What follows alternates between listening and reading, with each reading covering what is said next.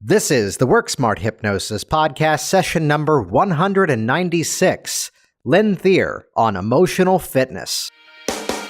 Welcome to the Work Smart Hypnosis podcast with Jason Linett, your professional resource for hypnosis training and outstanding business success. Here's your host, Jason Linett. Welcome back to the program. It's Jason Linett. And first things first, I want to thank those of you that have been reaching out to me in terms of the upcoming book launch of Work Smart Business. We've got several hundred people already on the launch team. And to join that launch team, it means you're actually going to get a free digital copy of the book in advance of the actual launch to help us all to get it rather high up in the Amazon listings on the January 22nd launch date. For details on that, head over to worksmartbusiness.com. If you're listening to this after January 22nd, head over to Amazon and purchase it there. I want to welcome Lynn Thier to the program here this week. I've known of Lynn for quite some time now, and just seeing some of the work that she's been doing. She's up in the New Brunswick part of Canada and just an amazing worker in terms of getting out there and really putting the work to use. Someone who's clearly done a lot of excellent training, and the most important thing is, again, putting it into use. So you're going to hear a very personal upbringing in terms of overcoming some of her own personal challenges and how that began to motivate a career helping others, working with troubled youths, eventually getting into the fitness industry, and then realizing there was another piece of the puzzle that wasn't quite filled in, and that's where discovering hypnosis and NLP really helped to blend this all together into the career that she's now extremely active and very successful at running. So you're going to hear the themes of how do we work with our weight loss clients? How do we support them if they have a plan, a program that they're already following?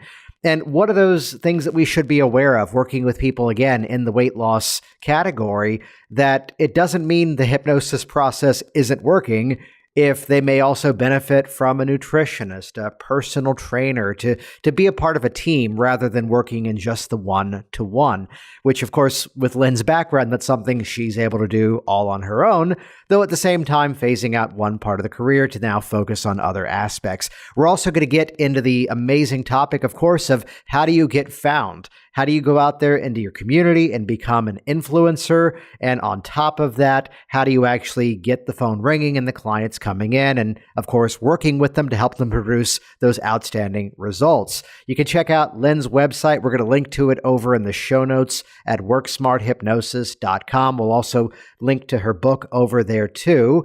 And speaking of which, again, check out worksmartbusiness.com.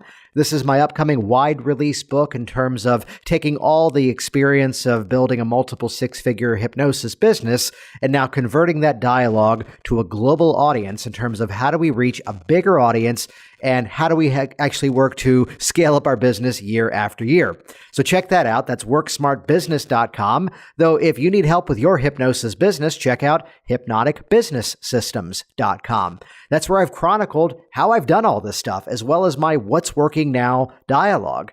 And specifically some of the stuff that I talked with Lynn here in this conversation about Instagram, once I iron that out for myself, that's content that will be added into Hypnotic Business Systems. It's the roadmap to how I've done basically all that I've done, and you get instant access for just $47. Check that out, hypnoticbusinesssystems.com. And with that, let's jump directly into this outstanding conversation, session number 196, Lynn Thier on emotional fitness. Started over 25 years ago in corrections, working with young offenders and child protection youth. I did that for quite some time before going back to school, moving to Ottawa again. And I've always had an interest or hobby in fitness. So I've been actually a fitness instructor for over 20 years and a personal trainer. And I still teach fitness classes today, just because I love to do it, and it forces me to get my workouts in as well. So fitness is a huge part of my life, as well as nutrition. So I went to the Canadian School of Natural Nutrition. So I'm a registered holistic nutritionist, and I can kind of combine all of this now in with the hypnosis that I only came into about 3.5 years ago. Though I love it, and part of the reason I reached out to you is to see someone who's really hit the ground running and put a lot of this into work, and very successfully, it appears, taking different modalities, different approaches, and building your own style, your own approach along the way. I'm curious to ask, just to kind of rewind some of this back, that very often it's our background that kind of informs the work that we do nowadays. Where I've talked about, managing creative people in the theater career and some of the hobby that I had in magic and how that's kind of informed how I work with hypnosis. I'm curious to ask, working as a corrections officer, how has that influenced your work?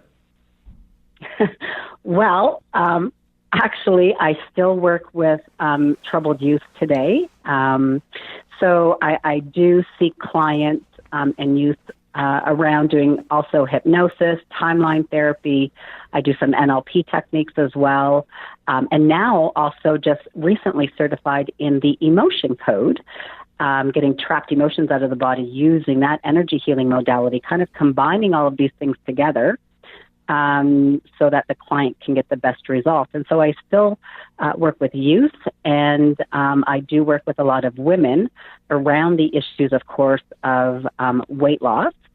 And oftentimes gaining weight or having a weight issue is related to trauma. It could be childhood trauma. It could be something that happened in their teen years or in their early 20s, and that is affecting them today, struggling to lose the weight. So that's why I really love doing the course through you, actually, the gastric band hypnosis course that I had done last summer. I'm utilizing that in my practice and getting great results with clients with that. And so to look at your work as a nutritionist, to look at your work in terms of being the actual fitness instructor side of it too. I mean, there's the quote that I think it was Derek Sivers who had the line that and this is a paraphrase of it, that if everything in life came down to knowing the right strategies, we would all be billionaire CEOs with six-pack abs. That it's not just knowledge, which by the way, he's a millionaire. Right. It's not just knowledge. It's not just the eat this, not that. Was that right? I mean, in the fitness career side of things, is that a revelation that you hit on before kind of getting into the work that you're doing nowadays? Yeah, I always knew that there was more to it because willpower can only last for so long, right? And I've pushed through with willpower for myself as I've competed in women's physique bodybuilding. And that's pushing your body to the extreme, but it also takes the mental side of things too, mental and emotional. And, you can only push yourself so hard and for so long on using that willpower alone. And utilizing different techniques, like hypnosis, that visualization where you can, see yourself achieving your goal. It's great to be able to put that into place for myself, but to teach others now on how they can do it for themselves so that it's not so difficult. And it's totally about strategy, right? So when I'm working with clients and I do nutrition with them as well, and I coach them on fitness, what they need to kind of be incorporating for that overall health and wellness, it's to strategize, okay, this is your week, right? What is your strategy if you know that you have this Christmas party coming up soon, or you've got this gathering coming up soon, and you do want to perhaps indulge and enjoy yourself, but yet you also want to lose weight. Well, what's your strategy around it? Right? I utilize intermittent fasting. I utilize carb cycling. I utilize different strategies and teach this to them so that they can implement it for themselves. And, there is a way that you can still cheat on your diet and lose weight at the same time. Yeah. I mean, especially, the theme of breaking the all or nothing mindset. That, right. As soon as we get rid of that here's a client in the office the other day that, well, I was at this party and I had this, I thought I would have been doing so much better. It's like, yes, you did so much better for the other 11 days since we last saw each other. Right. Did you overindulge? No, it's okay. Pat yourself on the back. Absolutely. You might be one of the few people I can quote Jordan Syatt around, and you'd go, oh, I know who that is. Yeah. He was the one he's the personal trainer right now for Gary Vaynerchuk, who's the big social media guy that, the quote being, if you're perfect every single day, you might hit your goal in 12 weeks.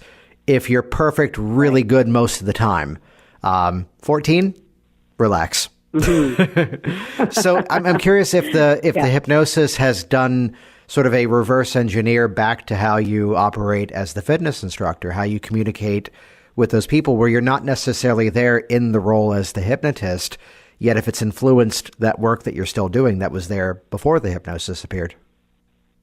Mm-hmm. Well, it's just, taking that leadership role, and especially language is important, right? And we all know this when it comes to hypnosis. We know it if anyone out there has taken any NLP, the neuro-linguistic programming. So the linguistics and the way that we talk to people influences on how they respond to you, how they behave to you, listening for kind of their preferred rep system, if you want, being able to talk to them in their language. And so being able to utilize different language in a class so that you're hitting everyone, right? And you're getting kind of buy-in from everyone.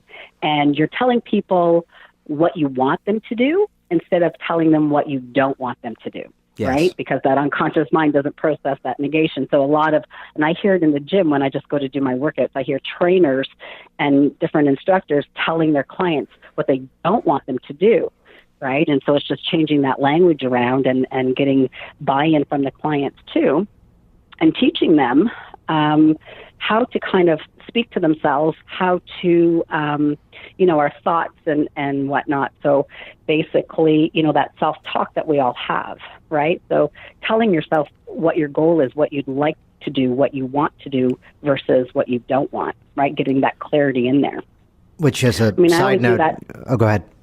Yeah, no, which is an exercise I do with all my clients, just a clarity exercise. I get them to take a page out and to get out on paper everything that they don't want, because they usually know what they don't want. And then on the other side of the paper, well, if you don't want that, what do you want instead, right? And then looking at the language around that, so it's language properly so that the unconscious mind is totally on board. I was going to say that kind of highlights the benefit that I always point out, that not everybody who goes through a hypnosis training has the specific goal of going off and becoming a hypnotist, sitting down and actually doing the work. That it does help to, influence whether it's sales, whether it's fitness, whether it's education. Is there a story that comes to mind of, outside of the talk about what they should be doing rather than what they shouldn't be doing?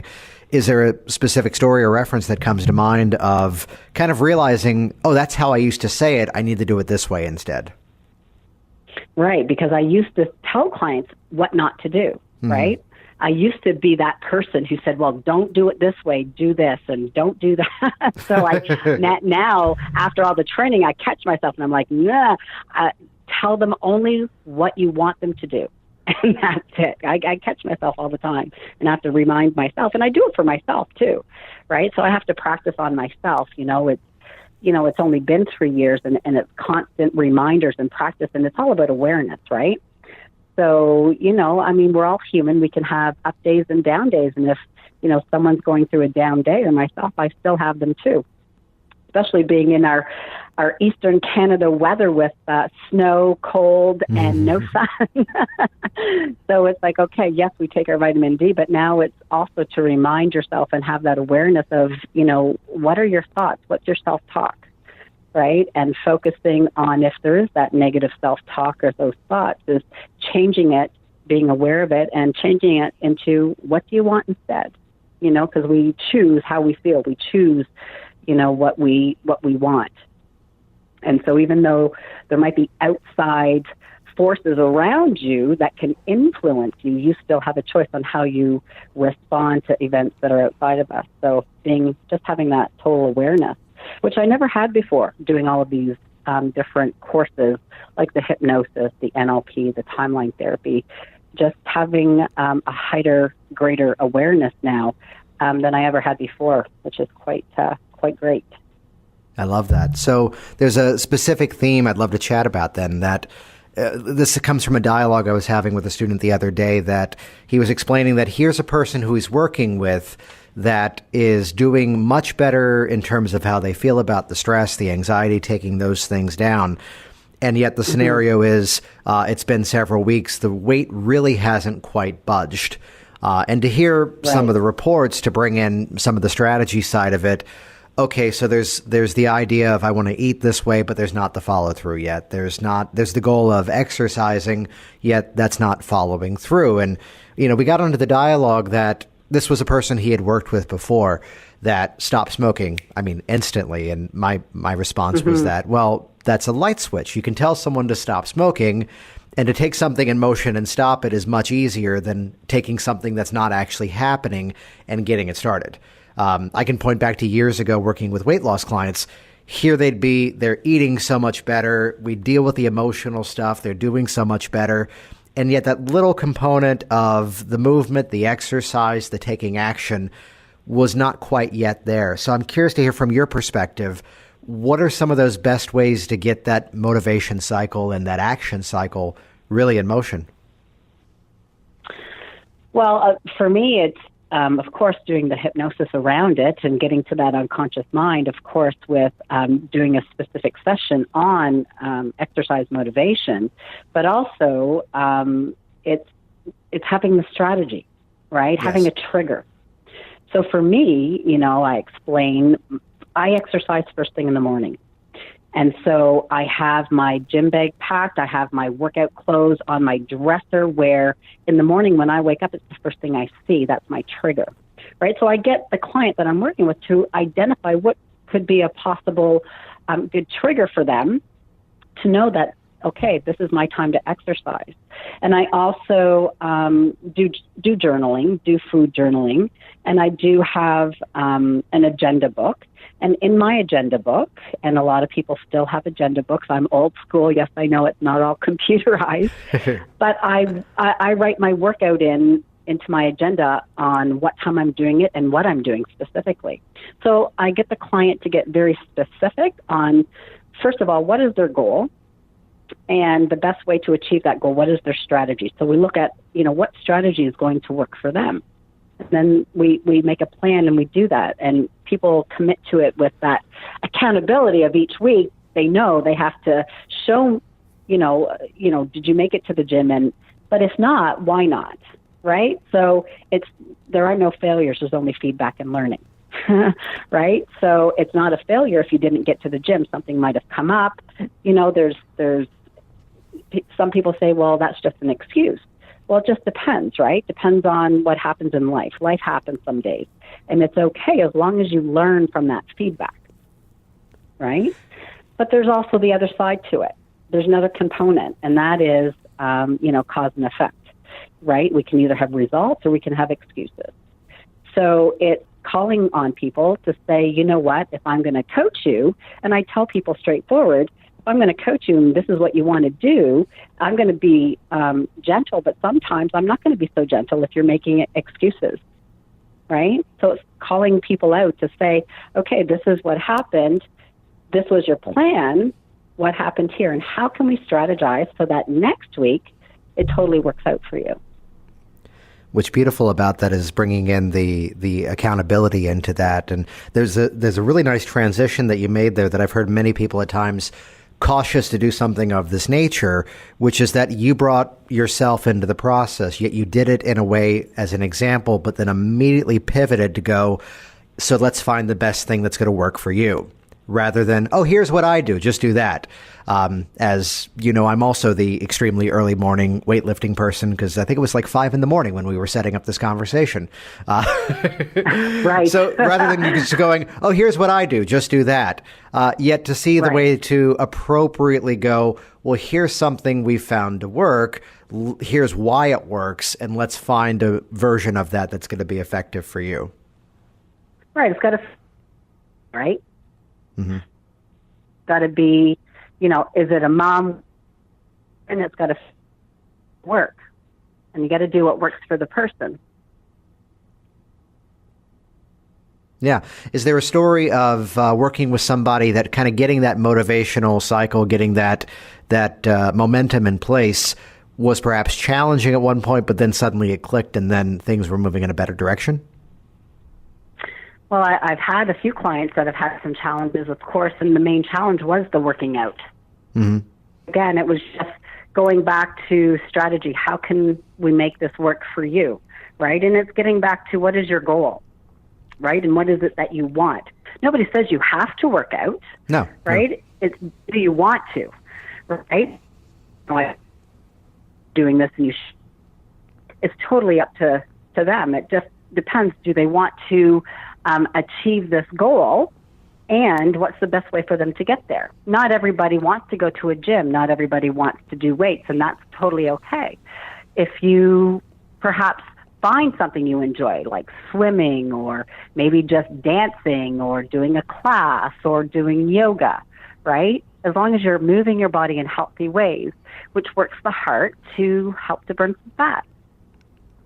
So to kind of float above this entire conversation, not everybody in the hypnosis industry have the expertise that you had even before you got into this. So then I'd ask you the extremely bold question. There's a ton of misinformation in fitness and nutrition.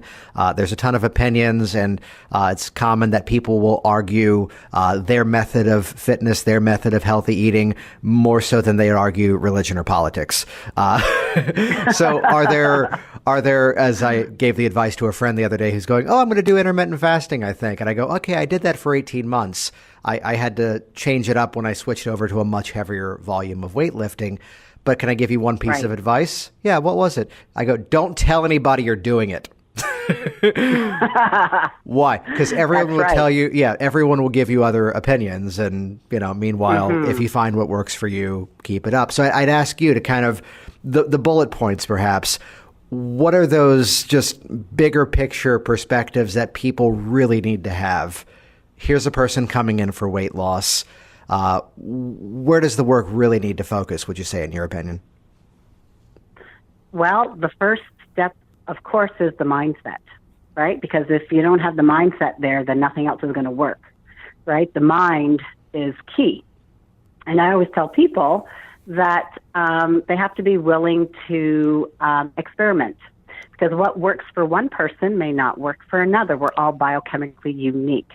Right? And when it comes to the different lifestyles, when I do nutrition with clients, I say that there's different eating styles that you can choose from, and one might work for you and one might not work for you. So you can, do intermittent fasting coupled with carb cycling, coupled with different things. But again, it's a diet or a lifestyle that you cannot maintain. If you say, well, maybe I can do this for 3 months, but I couldn't do it forever, then it's probably not the right plan for you, right? Some people are on the big keto bandwagon. So, keto lifestyle, there's a very small percentage of people that can actually live that lifestyle 100% of the time. Yes, yeah. Especially if you're in the gym and you're working out, then it can be difficult. Now, again, if you're someone who does not enjoy working out, has no intention of working out, it might be something that you'd like to do, right? So people have to be willing to experiment and decide. I've used the intermittent fasting. I do a lot of carb cycling with clients, so cycling their carbs up and down keeps the body guessing, and can work really, really well when it comes to weight loss. Yeah. So then looking at it in terms of, I love that mindset of play, that just experiment with it, see what works, see what's going to be a fit for you, that there's not just one specific method to all of it. That's right. There's so much out there on the internet. There's a lot of misinformation, and it's always good to look for research, right? So people can sites to find different research studies that have been done, which can be helpful. But again, it always comes back to your body is biochemically unique. If you've got some issues going on hormonally, that can always, that's a consideration as well. So it's go ahead. No, I was going to say, no, you keep going. So I'm just saying that sometimes there's issues hormonally, especially for women, when it comes to thyroid, parathyroid, things like this, right? So it's to optimize the hormones so that you're able to also lose the weight more easily, to make sure your thyroid's working properly and things of that nature. Yeah, I was going to rewind it back that I was curious what that intention was to initially then take this career that you already had and then now go into the hypnosis. What was that first introduction to hypnosis for you? It was a few years ago. I was actually looking for something different, kind of going off on a different path. If we go to my backstory a little bit, I come from a background of trauma and abuse from the early age of 4. And so I had been through the traditional system of counseling, going to psychologists or psychiatrists. And after 20-some years of this, I still wasn't feeling any better. I struggled with depression. And so when I came across a couple who was doing something called timeline therapy and NLP and hypnosis, I thought, well, why not try something different? It's something I'd never done before. And after doing some therapy with this couple, I was able, after 29 years, to come off of my morning antidepressant pill. Right? Now, I don't advocate for people to go off their medications, of course, but for me, that was huge, right? So that's no longer needed. And I was able to make some big shifts just for myself personally. And so when that happened, I was like, well, okay, so how do I get trained in this? And so that was kind of what set off my training. And then I even wrote a book about it called Your Life Matters. I'm not sure if I'm allowed to swear, but Shit Happens Now What is the subtitle. And so that book basically talks about my story growing up, struggles I had in my teen years of abusing drugs and alcohol, kind of to numb myself, and kind of coming out on the other side, and now, working with clients to help them overcome their trauma. And many, like I said, with trauma have weight-related issues. So it kind of goes hand in hand. Yeah. So in the shape of someone now is coming into your space to work with you, how does that process typically begin for you? Well, oftentimes I meet with clients for a consultation, and we go through some in-depth case history, and then we kind of devise a plan that's going to work for them. I explain the different modalities that I use, and then I combine them. I do a lot of, now I'm utilizing the emotion codes first, usually to get rid of those trapped emotions that are vibrating at a frequency inside your body, because we're all energy. So that's the energetic body, getting rid of that trapped emotions. And that could be related to anything from food cravings to addictions to, just anything at all in terms of those trapped emotions. We can identify not only the trapped emotion, but approximately what age it was lodged and where it's lodged in your body. And so once that's released, then I usually move into the hypnosis piece. Depending on what the client issue is and what their goal is, I may utilize some NLP techniques, some swish patterns, some like to dislike when it comes to specific foods. So combining all of it. Yeah. So then inside of that, into the actual process, how much would you say it takes the shape of, let's call it a formal hypnotic session, or are you kind of blending it all together into its own unique system? I kind of blend it all together. I usually do start out with some emotion code first, and oftentimes I'm doing just the emotion code with hypnosis, and then we go into hypnosis sessions. Where they're, fully and deeply relaxed, doing the induction, doing the process of hypnosis. And then a lot of them report feeling quite relaxed and feeling good when they leave, because as you know, when you're in that hypnotic state, you're in that total relaxation. So it's a very good feeling. And when they come out of it and they go off and go about their day, then they feel really, really good afterwards. Yeah. So then inside of that process, and let's talk about when they come back. Are you booking single appointments at times? Are you doing programs? Well, right now, I'm basically doing 3 to 8 week sessions. It depends on what the issue is, right? So I am doing the gastric band protocol, which is a 4-week protocol, but I'm also including with that, I do extra sessions, and I do, I combine the emotion code inside those sessions with the specific gastric band sessions. And I do each week, we talk about and I give nutrition handouts, and I give everyone a beginner exercise program and recipe book that I've kind of developed over the years. So it's kind of a full rounded program that utilizes the hypnosis along with the nutrition piece, the fitness piece all together. So then to take this as a model that, most of the people who are listening are, I say this next phrase not as a negative, but they're just hypnotists, as if that's not enough. Yeah. Years ago, someone printed business cards for me without my asking, and they made just the logo on the business card glossy. And I'm looking, it's like, do I have to pay extra for this? She goes, no, I just wanted to see if we could pull off what's called spot UV printing. And the response was, yeah, it's cool, but it says hypnotist. That's kind of enough. For right. those that don't have the same, background, the same training, the same, titles that you would have, how would you recommend that the person working purely as the hypnotist look to other resources or recommendations or other, modalities or even referrals? Like, how would you recommend someone else who's just in that role of hypnotist kind of round out what they do to best support their client?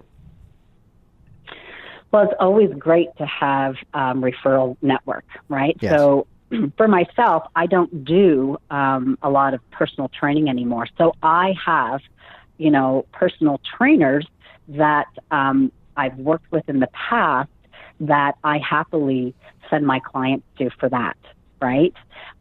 Because I'm already registered nutritionist, I do the nutrition piece. However, if I wasn't, then I might want to have a registered nutritionist as someone that I trust, and, to refer clients to a nutritionist that can kind of help them with the food aspect, the meal planning aspect, right? They might even be able to assist them with supplementation, right? Because we all know that our soil is depleted. It's not like it was 100 years ago. So we're not getting the vitamins and nutrients from our foods like we did 100 years ago, right? So supplementation could be key as well. So it's wonderful to, of course, be the hypnotist and to utilize the skills that we've learned, and just to be aware and to know that, okay, well, if I'm working with someone for weight loss, I might want to refer them to, a nutritionist or a fitness trainer, or maybe, a certain place where they do classes that this person might enjoy. It's good to have that repertoire of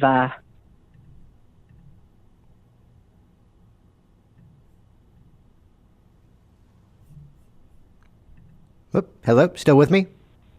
Yep, I am. Yeah. Dropped you there. Yeah, it dropped out. And hey, Kate, here's an edit. If you could back up and just, I'll put a note here in the timestamp of 29:30. Yeah, it's good that you can do that. Yeah, if you could, and Kate's awesome. If you can kind of rewind back to say a good repertoire of, and kind of pick up from that theme.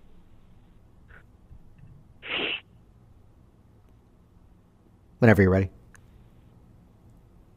Oh, you want me to? Yeah, you were saying that it'd be great if they have a good repertoire of, I think is where you kind of popped out there. We'll clean up it up. Yeah, and that's where I was kind of finishing with that, just to have a good repertoire of, people that you can refer your clients to, that you know and trust. And what I think is the most important message to hear from that is that doesn't necessarily mean it's not working. That I've had that dialogue at times with other people in our line of work that here they are, and the concern is, but if I'm sending to the nutritionist, it means what I did didn't work. It's like, well, no, you've got now a plan that this person can follow that's specifically custom designed for that individual based on their schedule, based on, everything down to food allergies or whatever else may be an issue. Mm-hmm. And now also here's this beautiful roadmap that hypnotically you get to reinforce and strengthen along the way. Exactly. Right. So it's the hypnotist has a huge role to play in terms of mindset, in terms of building and creating new healthy habits within the unconscious mind. That's something that a nutritionist or a fitness trainer cannot do. So combining it could potentially just help that client even further. So I'm kind of curious because I see a lot of really interesting things that you've been doing, whether it's Facebook, whether it's things on your website. What have you found to be the most effective of actually getting those clients, of actually getting discovered by those clients and now, of course, working with them?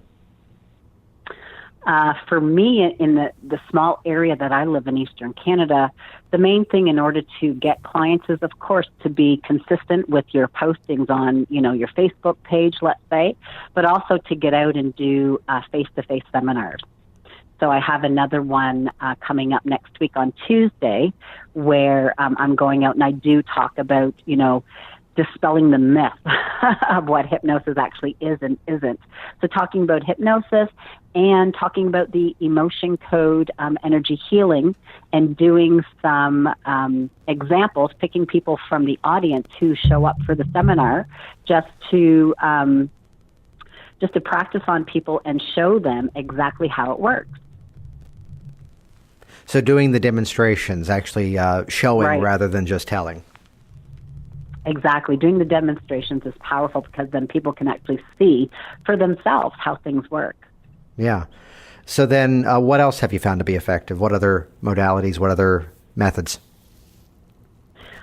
Different methods for working with clients. I use... for actually getting the clients to actually be discovered.